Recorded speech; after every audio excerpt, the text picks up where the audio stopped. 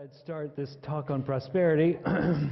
This thing they call the ego, this operating system has within it an inherent bias to see the world as not enough, or see you as not enough, or just uses that phrase not enough, or lack, or poverty of some sort. It operates on this operating system that we call I, the little I, is the one that is always telling you that you don't quite have enough, that you're not quite enough, or that the world, there's not enough for everybody to go around. This is that.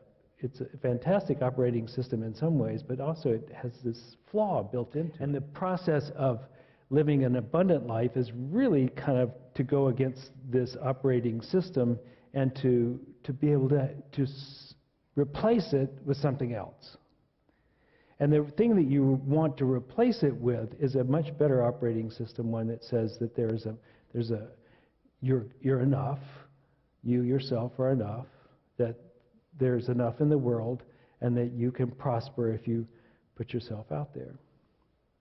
And that's essentially the awakening process, where you awaken to a different aspect of yourself, a more primary aspect of yourself, your divine self, the self that came into incarnation, that took on a bodily form, and incidentally took on this ego at the same time.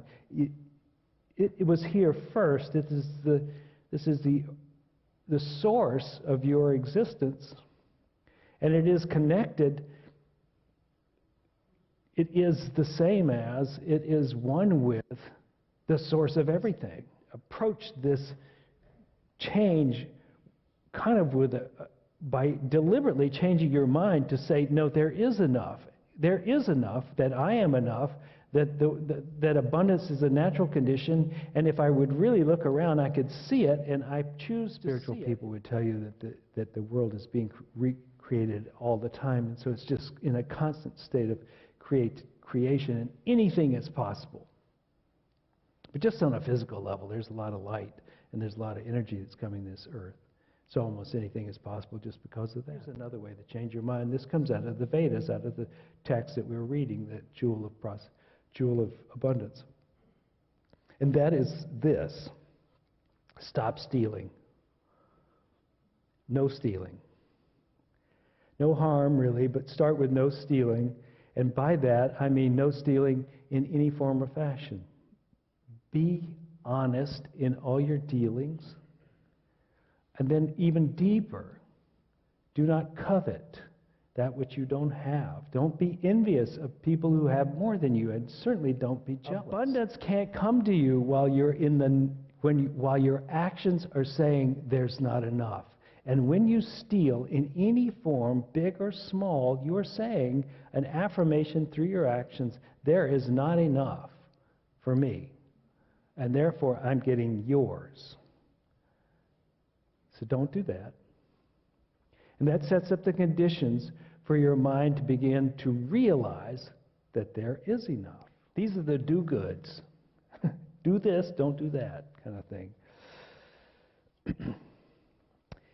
This core teaching on the true wealth through non-stealing is one of yoga's yamas, the 5 spiritually based ethical guidelines for a fulfilling life found in Patanjali's Yoga Sutras. Those guidelines are non-harming, truthfulness, non-stealing, right use of vital force, and non-attachment. We need to go back to where we were in a place of abundance, of peace, of knowing there's plenty, knowing that my success does not take from your success, but it allows you to have your own success. And likewise, my happiness doesn't take anything from you either. It is the essence of humans, is that we kind of respond in like kind to those who we're around. So if you're really happy and I come over to see you, there's a good chance I'm going to get happy at some point.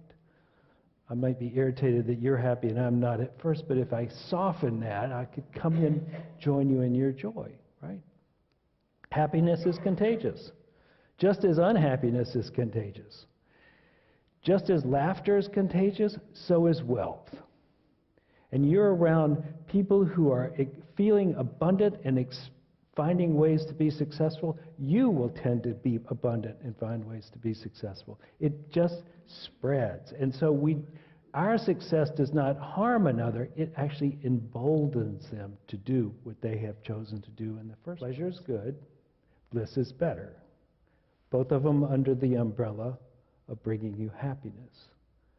And so what smart spiritual people do is they pursue bliss. To do that, you need to awaken. You need to awaken to your true nature.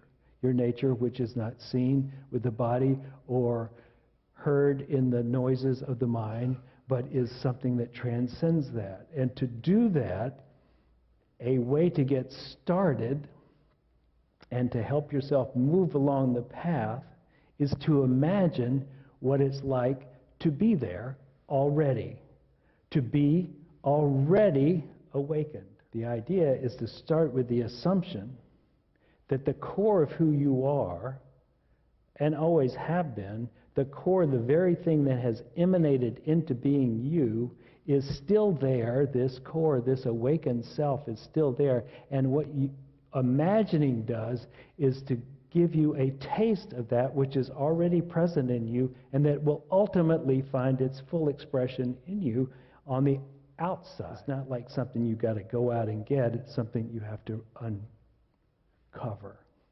And that's the process of becoming really abundant. You become so full that there's no way you would steal or take from another or harm someone to get yours. You're already full and complete. And that is the promise of the Vedas from ancient India, that you will awaken into your true nature as you already are that.